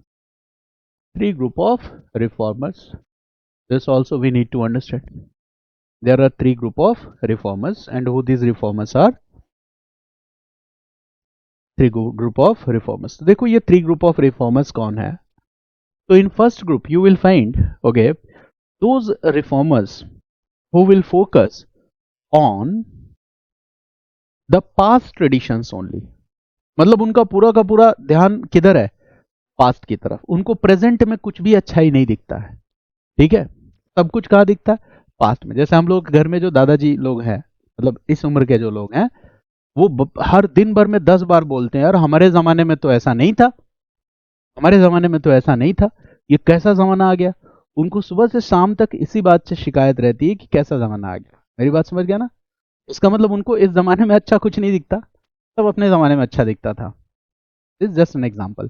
It means one group of reformers are those reformers, okay, who accept the traditions of past only. उनके लिए present में सब कुछ क्या है, बिगड़ा हुआ है, डिजेनरेट है, ठीक है। तो they are called new Hindus और द रिवाइवलिस्ट। वहां उनका इंफेसिस ज्यादा होगा। Past only means they will more emphasize on the achievements of the past only. Okay, so you can write here that, okay, the group, first group read this: those who will emphasize, those who will emphasize on past only, those who will emphasize on past only, past only. It means past only means India's spiritual past. Those who will emphasize on past only, that is India's spiritual past. That is also, in one sense, this group is also called neo Hindus, neo Hindu, ठीक है। इनका ज्यादा जोर किधर है, past पे। दूसरा group है, read this: those who emphasize on, those who emphasize on western ideas only, western ideas only, ठीक है। Those who emphasize on western ideas only, ठीक है। Those who emphasize on western ideas only, जो कहां focus कर रहे हैं, western ideas. मतलब उनके लिए क्या है कि all great knowledge is contained in the western civilization. मेरी बात समझ गया ना? If you want to learn democracy, if you want to learn about the modern political rights, so you should know about the literature, about the history, about the important progressive developments in the Europe. आपको English आनी चाहिए, आपको Europe का literature, Europe की history, Europe में जो progressive revolutions होने चाहिए, ये सारी चीजें पता होनी चाहिए। Okay, this is one group, so it is focusing on west only. This group is focusing on past only, ठीक है। इसका मतलब ये संस्कृत लैंग्वेज की बात करेंगे, ये इंडिजिनस लैंग्वेजेस की बात करेंगे, लोकल लैंग्वेजेस की बात करेंगे। अगर इस ग्रुप से पूछोगे, this group is also called revivalist. Okay, if you suppose I am revivalist and if you are saying that today I want to discuss with you the Montesquieu's theory of separation of power, then what will I say? Chanakya पढ़ के आए हो? Have you studied about Chanakya? Do you familiar with the Mahajanpadera, the concept of republics? No? पहले जाओ पढ़ के आओ, उसके बाद बात करना मॉन्टेस्क्यू के बारे में। You are not familiar with your glorious past? आपको अपनी हिस्ट्री पता नहीं है, लगे आप यूरोप की हिस्ट्री पढ़ने। पहले जाओ क्या पढ़ के आओ, इंडस वैली सिविलाइजेशन, वैदिक कल्चर, बुद्धिज्म, जैनिज्म, टोला की रिच लेगेसी पढ़ के आओ, इंडिया में टेम्पल्स की हिस्ट्री पढ़ के आओ, तब मेरे से बात करना। मतलब तेवर इनका ये है, they are called revivalist, they emphasize on the glorious achievements of past only. इनके बारे में क्या है, ठीक है, they will focus on the achievements of west only. If you will discuss with them, they will say that yes, in Mahajanpadera I have also read about system of republic, but on the modern parameters it was not republic. ये ऐसे बोलेंगे कि modern parameters पे वो Republic था नहीं, ठीक है। फिर ये वाले क्या कहेंगे, अभी सर फोड़ देंगे तुम्हारा, भाग जाओ यहां से, मॉडर्न पैरामीटर अपने पास रखो। We have self formulated standards and parameters, हमारे खुद के स्टैंडर्ड्स हैं, हमने खुद ही पैरामीटर डिजाइन किए हैं, और उस पैरामीटर पे एंशिएंट इंडिया का रिपब्लिक था। self formulated standards and parameters, and they will say modern parameters। हम कहेंगे तुम कौन होते हो तय करने वाले कि तुम्हारा पैरामीटर मॉडर्न है, got it.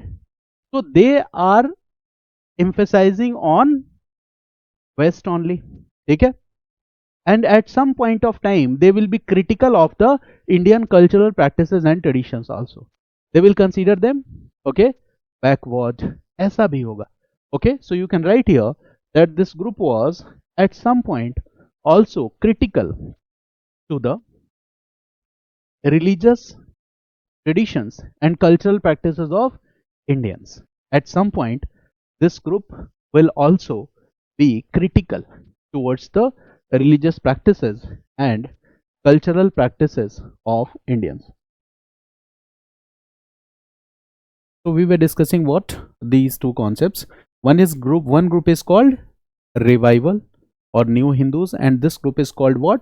Okay, you can say that इनको हम क्या कह सकते हैं? This is another group. You can say that focus on the West only. ठीक है? Now they are also reformers, but the problem is that they focus on the West only. They are also reformers, but they emphasize more on the past. And the third group, right, is talking to blend, right, blending past, right, glorious past plus okay, learning from the achievements of the Western culture. Both these two things, learning from the glorious past plus also learning from the achievements of Western culture and civilization. They focus on this, that we should learn from our glorious past also, and at the same time we should learn from the achievements of our achievements of the Western civilization also.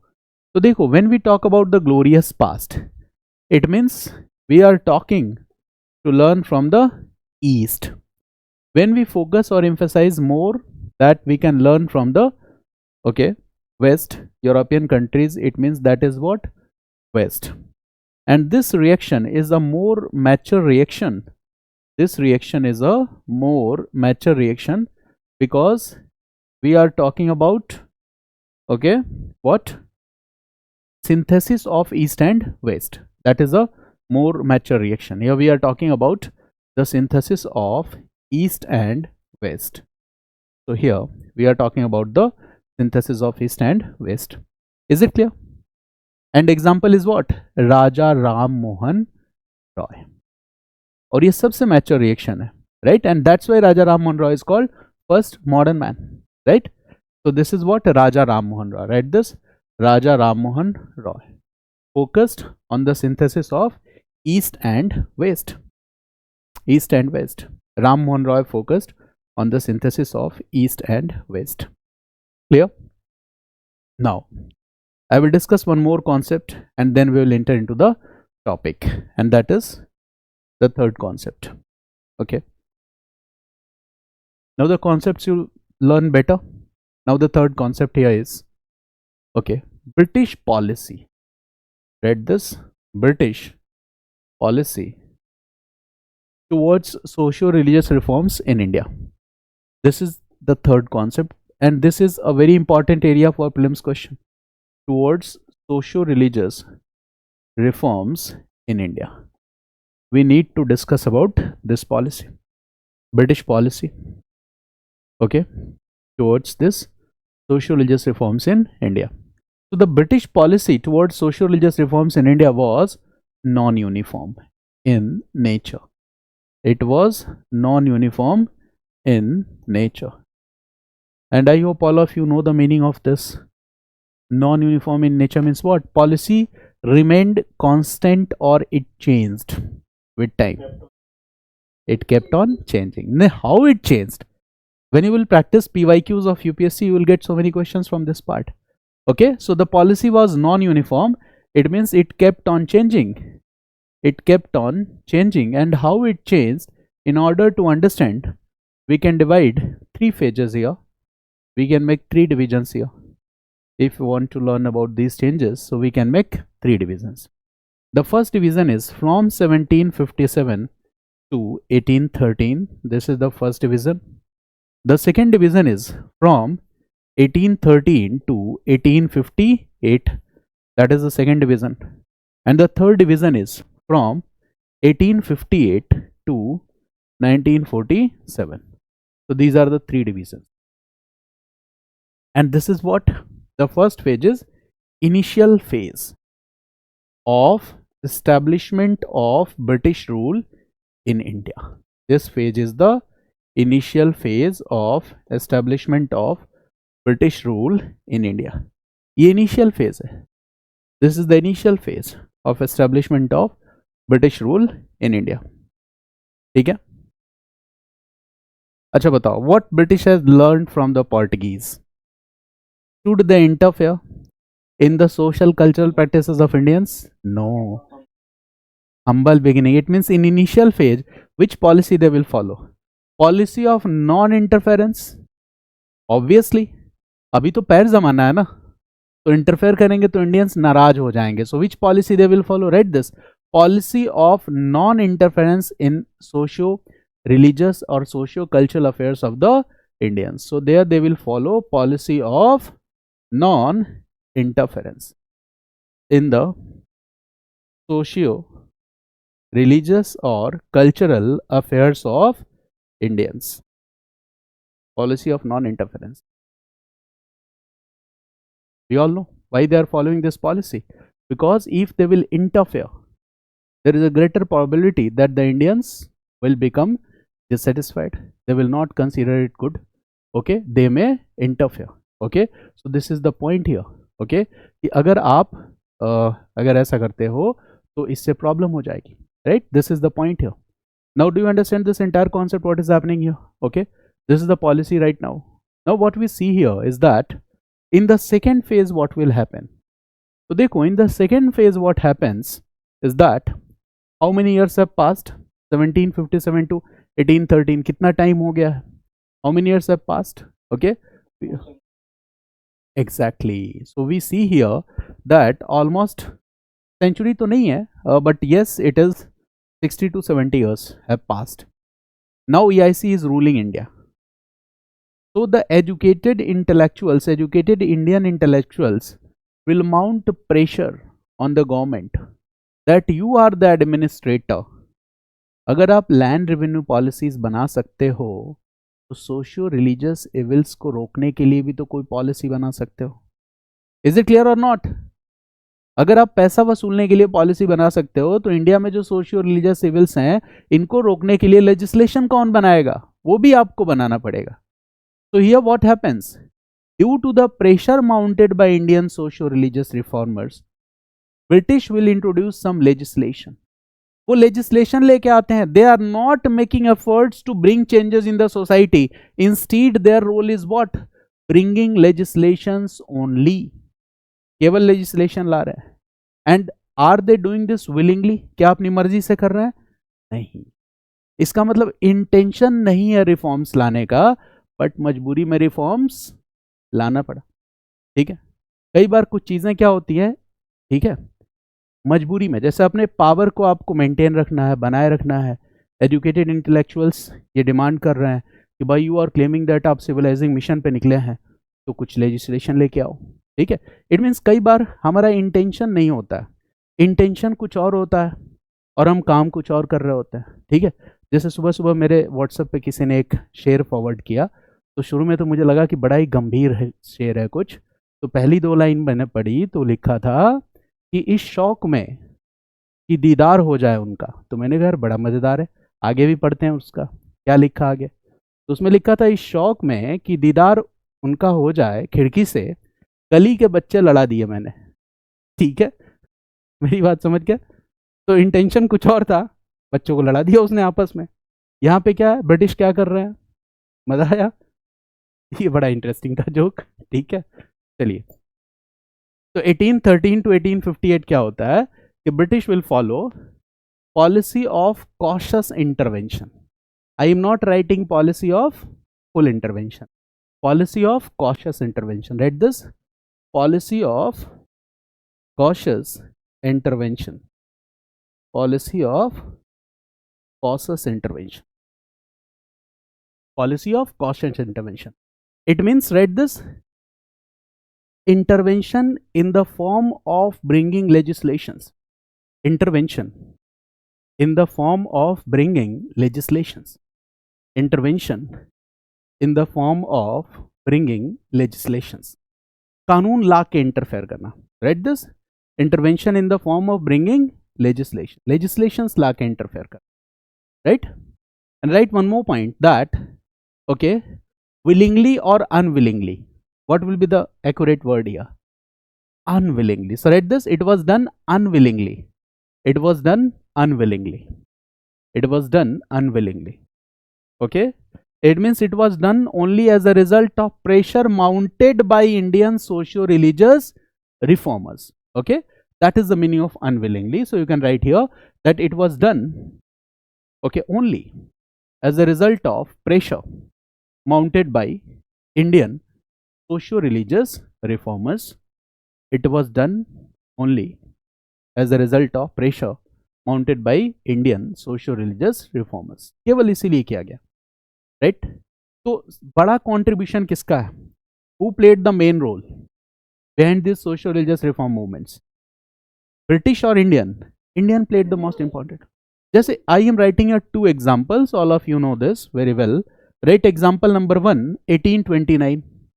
1829 में क्या हुआ था? Any one of you? Custom of Sati Abolition Act 1829. So read this. 1829 यहाँ क्या है? Custom of, read this, custom of, practice of, custom of Sati Abolition Act 1829 में British, okay, introduced this act, practice of abolition of custom of Sati in the year 1829. और एक और example है in the same phase, that is very famous example, that's why I am writing 1856 Widow Remarriage Promotion Act 1856. 1856 we see what? Widow Remarriage Promotion Act. So 1829 is practice of custom of Sati Abolition Act and 1856 is what? Okay, Widow Remarriage Promotion Act. कितना आसान है? और ये कब है? In the second phase. Third phase में क्या होगा? देखो, here we see a very important revolt. That is what? यहाँ क्या हो जाता है? Revolt. This is what? Revolt of 1857. So after this, British will do what? British will bring changes in their policy so that such kind of revolts could be prevented in future. भविष्य में ऐसा revolt दोबारा ना हो, इसके लिए कुछ ना कुछ तो करेंगे ना. Okay, so here we write this revolt of 1857 and after this British will bring changes in their policy. British will bring changes in their policy. तो देखो क्या था. In revolt of 1857 what happened? Okay, some orthodox Indians who were not happy with British because British had introduced legislations to stop this practice of custom of Sati, right? To promote this widow remarriage promotion. So some orthodox Indians were not happy with this. So they will do what? They will support revolt. They will support revolt of 1857. Now after 1857, British will follow a policy to appease all dissatisfied groups. So now they will do what? Is bar they will decide that we will again follow the previous policy. And what was the previous policy? Policy of non-intervention. अगर intervene करने से Indians नाराज हो जा रहा है, और यहां भी इंटरवीन कैसे किया गया था? कॉशियस मैनर, बहुत ज्यादा एफर्ट नहीं है. There are a few examples only. So they will again come back to the previous policy. So in this phase, write this, okay, write this, as a part of their appeasement policy, as a part of their appeasement policy, British again, as a part of their appeasement policy, British again come back to their previous policy. As a part of their appeasement policy, British again came back to their previous policy. और previous policy क्या है? Policy of non-interference. Policy of non-interference in socio-religious matters plus giving support to orthodox elements of the society. They will also do this. Policy of non-interference in socio-religious affairs. Policy of non-interference in the socio-religious affairs plus giving support to the orthodox elements of society. Giving support to the orthodox elements of society. They will follow this policy.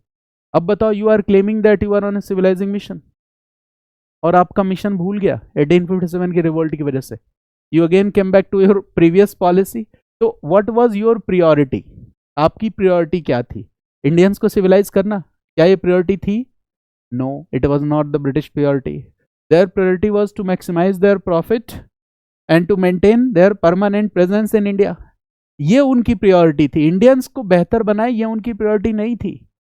This was only claim, false claims to validate the colonial presence in India. This is what we need to understand. ठीक है? Got it?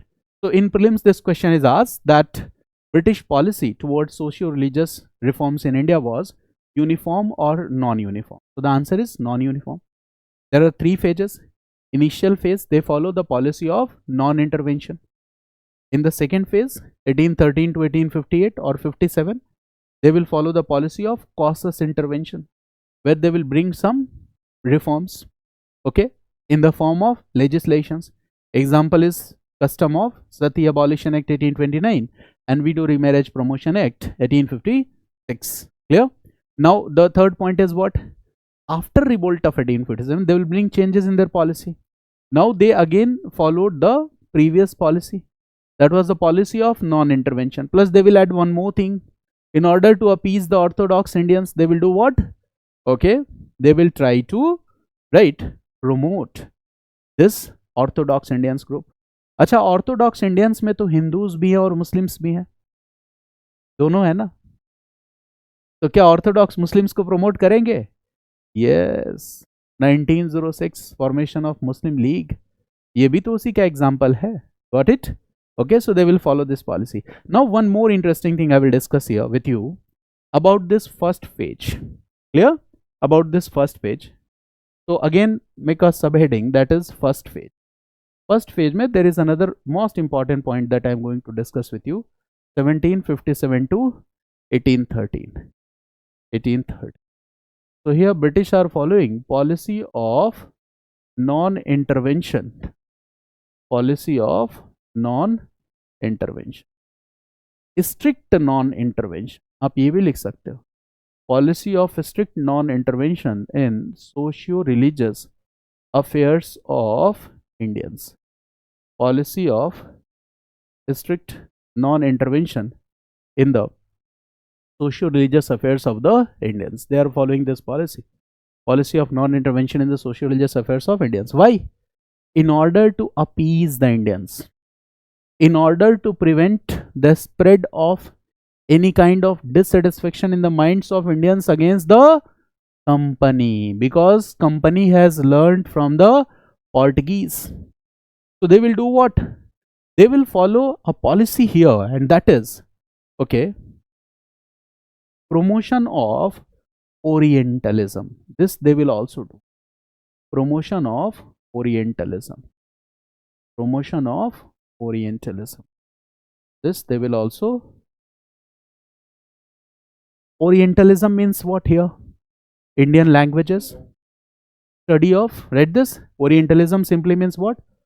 Indian languages. Promotion of Indian languages, right? Promoting the study of India's ancient past. Clear? Hindu past, Muslim past, both. Promoting the study of India's ancient past, Hindu past, Muslim past, both. Rediscovery of early traditions of India or past traditions of India. Rediscovery of early traditions or past traditions of India. Rediscovery of early traditions और past traditions of India. अब यहाँ पे mentality समझनी है आपको east India company की. ये सिर्फ कंटेंट नहीं है. You will try to learn the trick which British use to maintain their presence in India. This is the initial phase. Now 1757 company has become the ruler. यहाँ क्या हो चुकी है? Now company is the ruling company. So it is quite obvious that dissatisfaction in the minds of Indian people will grow against this ruling company. Company rule करने लगेगी तो बेवकूफ से बेवकूफ आदमी भी इतना तो समझ जाएगा ना, भाई इनका काम ट्रेड एंड कॉमर्स करना है, रूल करना नहीं है. But they will try to appease you. And how they are appeasing? They have learn from the Portuguese that they will not interfere in the India's cultural past. They will not interfere. in so sorry they will not interfere in the socio religious practices of the Indians. यहां interfere नहीं करेंगे.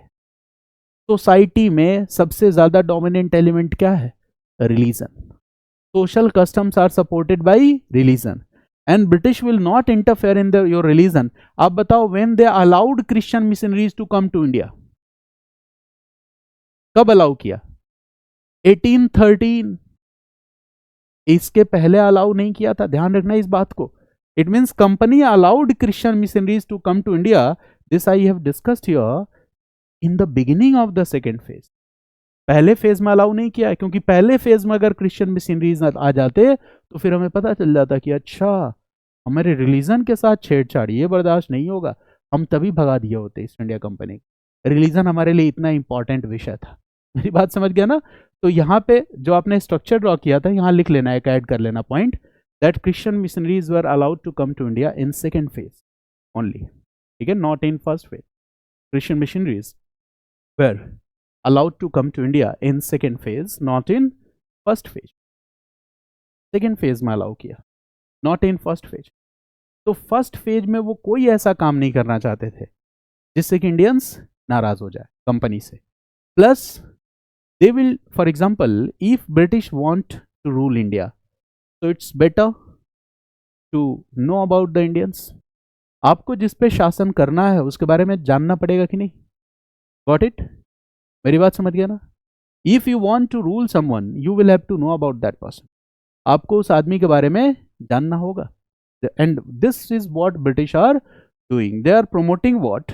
Okay, Indian languages, promotion of study of India's ancient past. देखो क्या होगा, Indian languages की study को promote करेंगे, India के कल्चरल पास्ट को जानेंगे, तो इससे वो इंडियंस के बारे में जानेंगे. और जब वो इंडियंस के बारे में जानेंगे तो इंडियंस पे रूल करना क्या हो जाएगा? आसान हो जाएगा.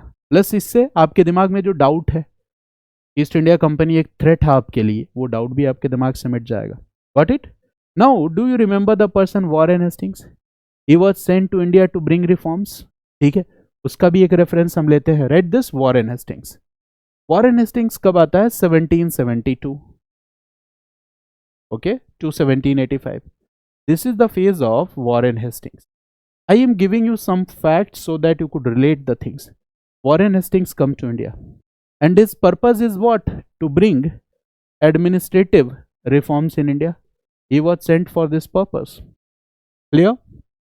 To bring reforms in India, right? And what he did, right?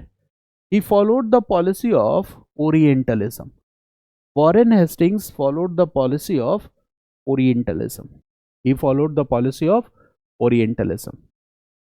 And how can we say that he followed the policy of Orientalism? So there are some examples which suggest these facts. For example, okay, there was a close associate of Warren Hastings. The name of that person was N. Halhed.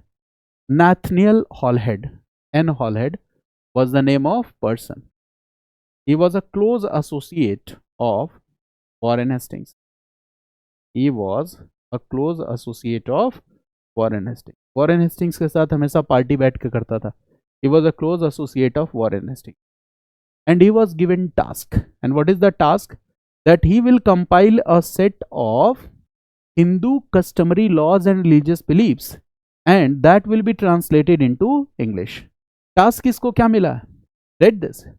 He was given task, right? He was given task of compilation of, these facts can be important for you for prelims. Task of compilation of Hindu customary and religious beliefs, compilation of Hindu customary laws, and religious beliefs. He was given this task of compilation of Hindu customary laws and religious beliefs and to translate it into English. To translate it into English. उसको किस में translate करना था? English में translate करना था. This is the task of orientalism. मेरी बात समझ गया ना? इंडिया में एंशिएंट टाइम से कौन कौन से कस्टमरी लॉज हैं, रिलीजियस बिलीफ्स हैं, उनको कंपाइल करना एंड देन उनको इंग्लिश में ट्रांसलेट करना. This is the task of orientalism. Now Warren Hastings also helped, right? Example number 2. Warren Hastings also helped in the formation of Asiatic Society. Warren Hastings also helped in the formation of Asiatic Society. Asiatic Society का formation का year क्या है? This is also important. 1784. और Warren Hastings का time period क्या है in India? It is 1772 to 85. कितना आसान है. So he also helped or supported in the establishment of Asiatic Society. बहुत important question है. Asiatic Society was founded by whom? Sir William Jones. Sir हटा दो, William Jones, हालांकि sir लिख सकते हैं, अच्छा काम कर रहा है. Sir William Jones. Asiatic Society was founded by Sir William Jones, and in this task he was helped and supported by Warren Hastings. और Asiatic Society का task क्या है? नाम ही है Asiatic Society. It means rediscovery of early traditions or past traditions of India in particular and Asia as a whole. Clear? India और Asia दोनों के context में. So the task was, write this, the task was to rediscover the ancient past or early traditions of, to rediscover the ancient past or early traditions of, to rediscover the ancient past or early traditions of India in particular and Asia as a whole. And Asia as a whole. Okay? This is the most important thing. Now, 1781, write the third example. 1781. Okay? Calcutta Madarsa was set up. Calcutta Madarsa was set up. 1781. What was the purpose? Yes. Sir William Jones. Okay. Jones. Generally it is written. Clear? Calcutta Madarsa 1781. Right. The purpose was to promote and to rediscover and promote the study of Persian and Arab languages. The purpose was to rediscover and promote the study of Persian, okay, Persian and Arab languages. ये purpose था. All these are the task of Orientalism. एक और है, but it is after Warren Hastings. There is another example that is, अब वो Warren Hastings के बाद है, right? 1791. This fact is also important. 1791, right? Sanskrit College was set up. Sanskrit College was set up at Banaras. Sanskrit College was set up at Banaras. है ये first phase में ही. देखो 1791 कब है? बिटवीन दिस पीरियड ना, 1757 to 1813, इसी के बीच में है. ओके, 1791. तो Sanskrit college was set up in Banaras. Okay, and right purpose क्या है? To promote Hindu law and philosophy, to promote Hindu law, Hindu language, philosophy, Sanskrit language etcetera. Philosophy, Sanskrit language etcetera. यही संस्कृत कॉलेज 1958 में it will become university, and in 1974 today it is Sampurnanand, okay, Sanskrit Vishwavidyalaya. ये वही Sanskrit college है 1791 वाला. तो in the first phase what the British are doing, पहले phase में British क्या कर रहे हैं बताओ? In the first phase they are following a policy of non intervention, and at the same time they are doing what? They are also promoting policy of Orientalism, where they are promoting Oriental studies, okay, Sanskrit, Arab, Persian, okay, rediscovery of early past traditions of India. So will you consider company as a threat? No. But once their presence is powerful, prominent, so in second phase, 1813, they will do what? They will allow Christian missionaries to come to India. And the purpose is defined. Why Christian missionaries are coming to India? हमें फिर divert करने की साजिश है. To promote health, to promote education. but actually what they were doing, they were promoting conversion, they were promoting Christianity. So this part is important for prelims question. When you will practice PYQ, you can get many important questions from this part. Now today we have discussed the meaning of socio-religious reforms, the meaning of reformist movement, the meaning of revivalist movement. We have discussed about three kind of reformers. Got it? We have also discussed about why it was the need to bring socio-religious reforms in 19th century. We have compared the global context with the Indian context. Acha, when we compare global context with the Indian context, if the same kind of things we are promoting in India that happened during the age of Renaissance, that happened during the age of Enlightenment in Europe, so is it proper to say these developments as the Indian Renaissance also? Yes, कह सकते हैं. 19th century, 20th century, socio-religious reforms in India can be said what? Indian Renaissance also. Because here also we will discuss about the promotion of progressive ideas, right? Liberal political thoughts and all this, that I will discuss in the class. Okay. British policy in the three phases, it was non-uniform. So now we are familiar with the basic part. From next class, we will discuss what were the evils, issues of socio-religious evils, how they were addressed, what were the efforts of Raja Ram Mohan Roy, Ishwar Vidyasagar. We will also discuss about important organizations. Clear? We will discuss about which were the core centers or the nuclear centers of these socio-religious reform movements in India. Okay? And till now, you will do what? You will practice all the PYQs from the previous chapters. Class के साथ complete करना, ये नहीं सोचना है कि class खत्म हो जाएगी फिर मैं क्लास के कंटेंट को रिवाइज करूंगा फिर उसके बाद PYQ प्रैक्टिस करूंगा. वो दिन कभी नहीं आता है. मेरी बात समझ गया ना? क्लास के साथ फिनिश करो. You have to appear in 2025 और 2026, डज नॉट मैटर. ठीक है, फिनिश कर लो पूरे के पूरे मॉड्यूल्स को. ठीक है ना? बेसिक पोर्शन को क्लास के साथ सारे PYQ फिनिश करिए. और इससे क्या होगा कि when I will discuss PYQ with you, तो that will be the revision. वहां आप ज्यादा ग्रैस्प कर पाओगे. जब मैं डिस्कस करूंगा तो आप मुझसे क्वेश्चन पूछ पाओगे, अदरवाइज वन साइडेड हो जाएगा, आपको सिर्फ सुनना पड़ेगा. तो बेटा you should solve the questions and if there are doubts उसको हाईलाइट कर लो रेड पेन से. And when I will discuss questions with you, okay, you will ask those doubts. Okay, कोई question? Have you any question? Any doubt? Yes, please ask.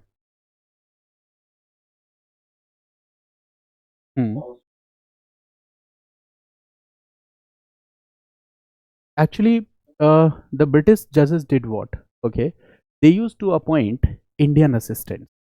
ठीक है, उनके पास scribe होते थे, असिस्टेंट्स होते थे. और जब जुडिशियल सिस्टम ये डेवलप हुआ, right, so the laws which were introduced in India, okay, so in those laws the ancient and medieval laws and traditions were also incorporated. उनको भी incorporate किया गया. For example, UPSC asked questions about Daya Bhag. UPSC asked questions on Mitakshara. That were what?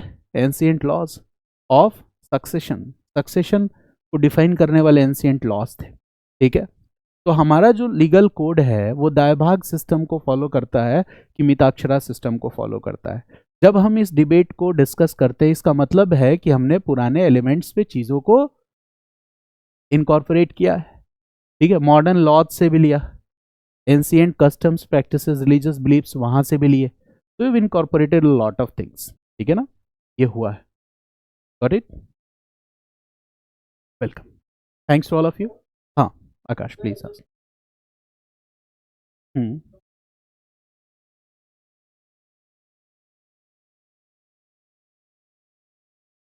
You will start integrating. देखो मैंने क्या कहा, UPSC के question का नेचर ऐसा है. For example, when I will teach Indian society, so it's not only Indian society. I told you that I will teach Indian society and justice both. दोनों को सेपरेट कर ही नहीं सकते. जैसे अभी मैंने बताया इकोनॉमिक पॉलिसी एंड इम्पैक्ट, अगर मैं इसके 2 चैप्टर बनाऊं तो कैसे होगा? नहीं पॉसिबल है ना. सोशियो रिलीजियस पॉलिसी में 2 चैप्टर्स बनाए, कैसे होगा? So the module is like this: Indian society and social justice. Whenever we will discuss one issue in society, we will discuss the problems, challenges, the solutions, programs and policies all. तो वो एक बार में खत्म हो जाएगा. Plus you will use history. Your understanding of history in relating the things.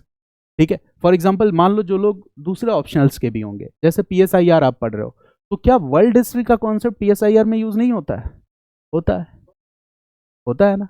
ठीक है, तो history is not the father of the other subjects, not the great grand father, but it is the great grand father, सबका परदादा है सारे subjects. इसलिए कहा कि आपको पहली क्लास में बोला था, if you have good command on history, this will give you a confidence to write answer of any question.